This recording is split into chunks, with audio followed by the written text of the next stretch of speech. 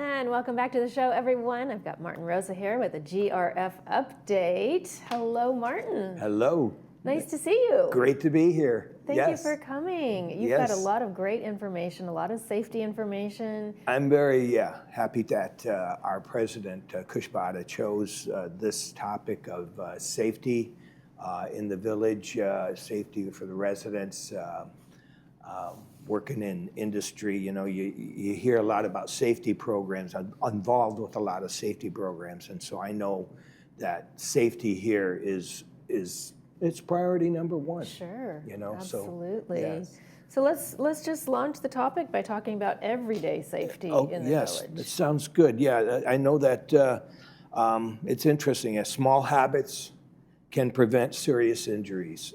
We are creatures of habit in that sense, but you know, we need to be aware of what is around us, and it's so difficult. You know, I know we kind of push ourselves, but you got to know your limitations. You got to know your changes and limitations. As you know, in our age group that we are, things change. You know, try to get better in some areas, and we're not as good in others. Am I right? Mm-hmm. But the most important is, like, you know, you got to take a moment and slow down. You know, it's very important. So can you give us some examples of that? Like, are you talking about maybe going for hikes, or just like even going for a walk and stepping off a curb? Well, I'm more of one of the active residents, and we play softball. And I used to like to run. I was a runner as far as a sprinter. And of course, trying to do that now in my age group, I'm out there trying to do that, and the guys are telling me, slow down, Martin. And sure enough, I pulled something, you know, and it took me a long time to get over the injury, but I did. It's just like, you know, you got to work within your capabilities, you know, and you know, I mean, perfect example. That is. Well, I've pulled a hamstring before, and that is no fun at all. Yeah, mine was sciatica was mine. Oh, no, it took a long time to heal. So even something as basic as walking safely. Yeah, you know, walk, slip, and trip, that is the #1 cause for injuries in industry and at home. Walk, slip, and trip is the #1 cause. You took that out, the numbers would be a lot smaller. So that's why we wanted to start with this. In our residents there, I've seen many instances where there's been injuries where there was like they said there was uneven, or like going from pavement to grass, you know, those ledges, kind of things like that. Sure. And also, you know, wet surfaces. You know, it's just, you're not going to have the feel as if it was dry. So you can, the dynamics change there when you have those changes in elevations or surface. And so it's important that that you're aware, that you're looking, you know, and having the right shoes on is very important for wherever you're walking, and using handholds, railings wherever you can. I know my wife and I, we walk down this one pathway that's got this ramp, and there's a handhold there. And even though they did well in installing the ramp, they made it kind of rough, you know, it's not real smooth. Sure. So yeah. But still, we use that handhold because we know that in the event we were to lose it, you got something to catch you. Right. But yeah, and I know that in your home where you've got, you know, most of us are downsizers, you know, and so we're going to get a little bit more in that, but yeah, making sure that the clutter is not causing a problem to where you walk. So keep the floors clean. Yeah, and again, you know, slow down and take your time, and that'll prevent falls. Yeah, I've heard of quite a few falls from stairs. Yeah, and walking in the dark, you know, we sometimes try to do that, and we know that you're walking so slow, and causely. It's almost like you're in your own horror movie or something. Like you're your own zombie. But it's like it's best to have the lights on. So turn the lights on. Turn the lights on, folks. Yeah, and yeah, make sure. Yeah, no, you don't want to walk into a wall. You know what I mean? And then of course, yeah, loose rugs and things that are loose around. Yes. My wife, she always tapes down the ends of the rugs, and that's important. Right. Yeah. And yeah, it's like I say, frequently used items, keep an easy reach. Like I say, most of us downsizers, we pack away stuff, and accessing them creates a whole new exposure to injury when you're moving things down Trying off to get of things shelves off and shelves, that. yeah. Yes, and On a ladder. Draws a whole new element of risk. Sure, absolutely. Let's talk about traffic and safety awareness. Oh, I'm telling you, Bree, our driving record in the village, we have some questionable drivers. Okay, I know you guys are out there. Okay, You can't hide.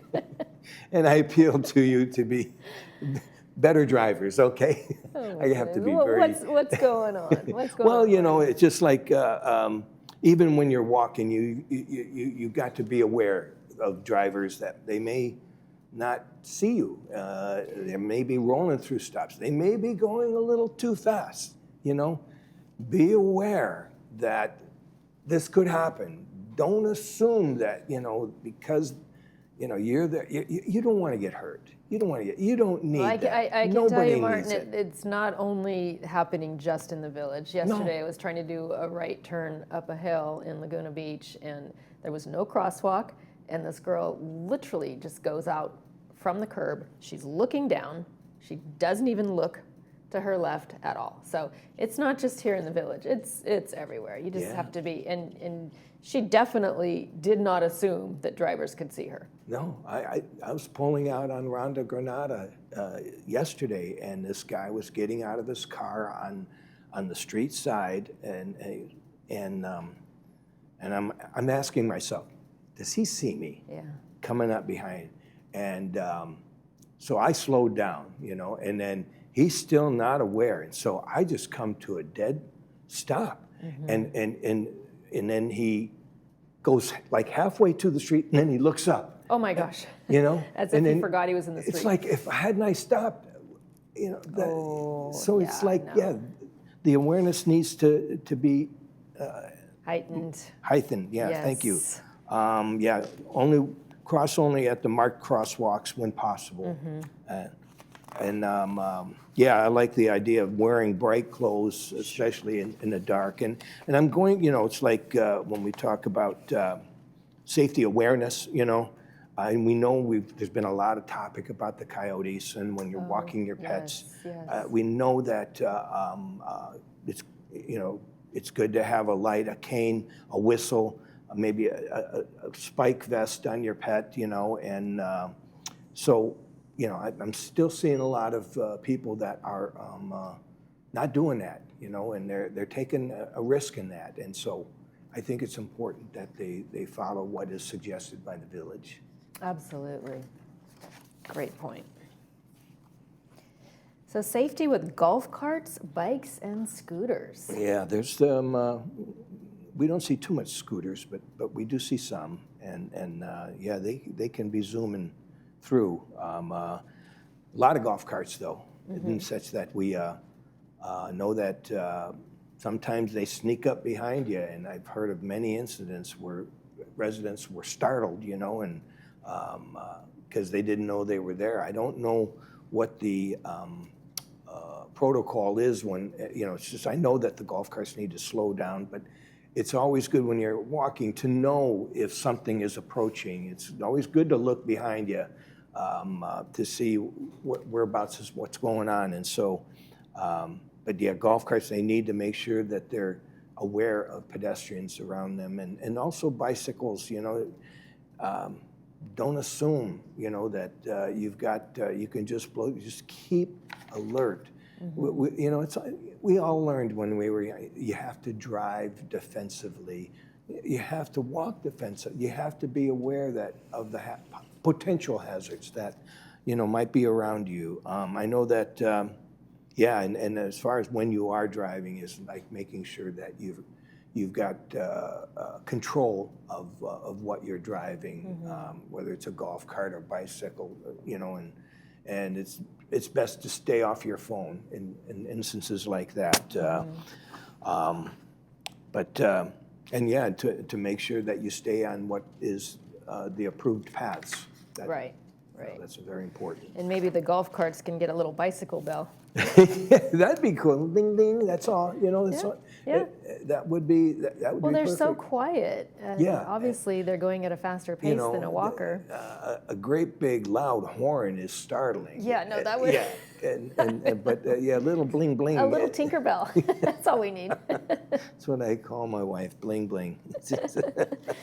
All right, let's move on to home appliance safety. Oh yeah. I had a neighbor that left hard-boiled eggs on, and forgot about them. And boy, it smelled up the building, but she got back to it. The smell alerted her, but it could have been. good. It could have gone bad. Yeah. It could have gone it could have ignited very easily, and that could have been. So never leave cooking unattended. No, and of course, yeah, keep the towels and papers away from. A lot of our electric burners are flat and almost looks like a counter. You know what I mean? And it's very important to, like that microwave cover that you have that's in the microwave that's plastic.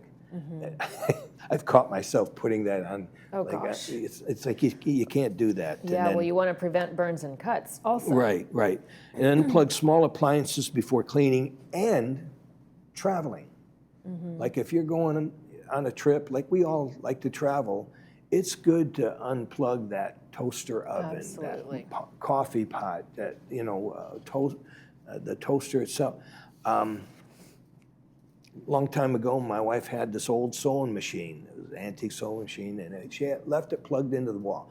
We came home. The foot switch of the old circuit or the switch shorted out. We get home, where this thing's going, and it was like hot and smoking. It was it's like we got home in time to prevent the fire. But I mean, my gosh, that's like so I scary. say, unplug the appliances if you're traveling. Yes, absolutely. All right, we got to move on. Yeah, as we talked about the hard-boiled eggs, and about preventing burns, to utilize the personal protective equipment that you have available, oven mitts.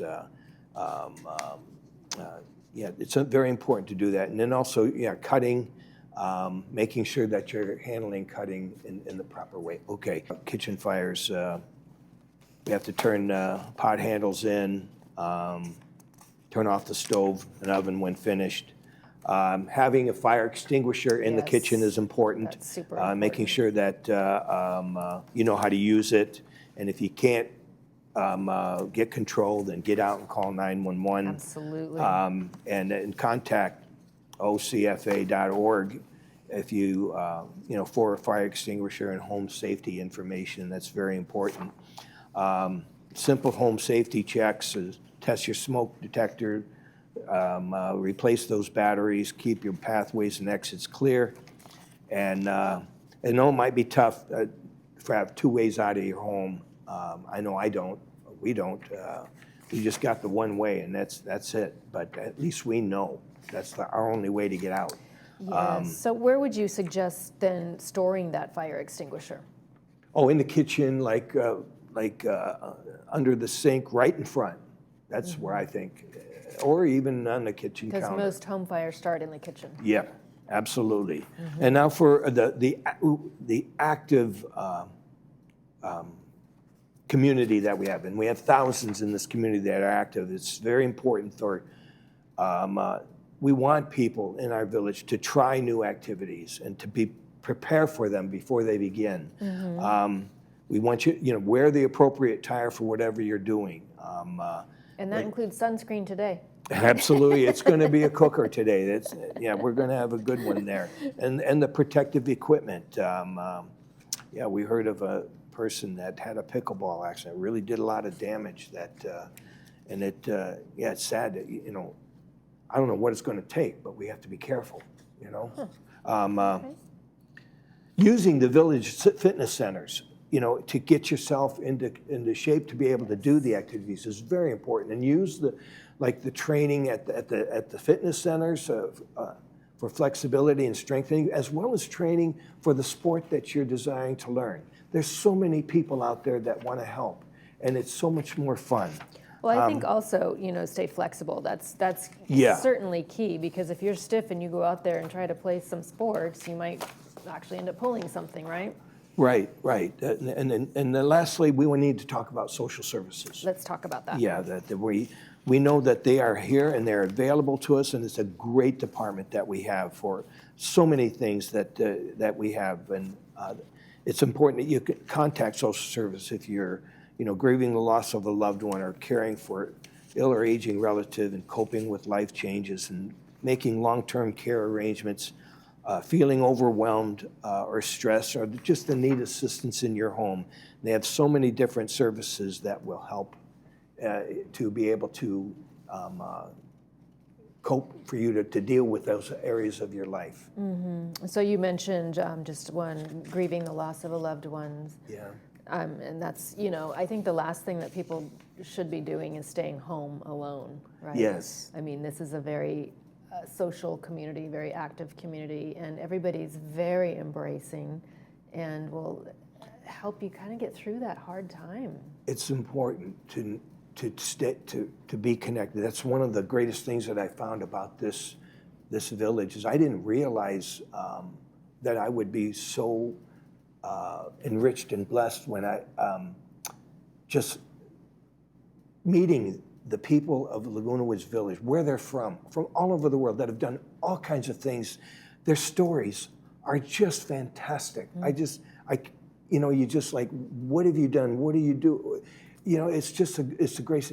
And when people lose a loved one, it's good to be able to talk to others, to reflect, and to heal. And absolutely. Yeah. Does that make sense? It's definitely a built-in supportive community. Yes, it is. It is. And I just say we need to just embrace that. Absolutely. So you've got contact social services. You've got a phone number here. Oh, yeah. Email. Yeah, their phone number here, 949-597-4267, and their is this their web link, isn't it? Okay. Yep. And you wanted to give 2 shout-outs real quick. Oh, yeah. First, I want to say congratulations to the security department. You guys finally did it. After 2 years, and this now the 4th try, you finally beat the senior softballers. And I tell you, they were so happy. We had beaten them 3 times, and they were like, but this time they took it, and they were so happy. Congratulations. There were some on our team that weren't happy, but get over it. That's just and how then, it goes. and also I want to say a shout out to this program. I'm the chairman of the broadband committee, and of course we're building Ting into the community, and they're only doing 2 devices that they're cutting over once they arrive to do the service activation. But our PC club, again, is coming to the rescue, and they've got this program, Rise, that they've got some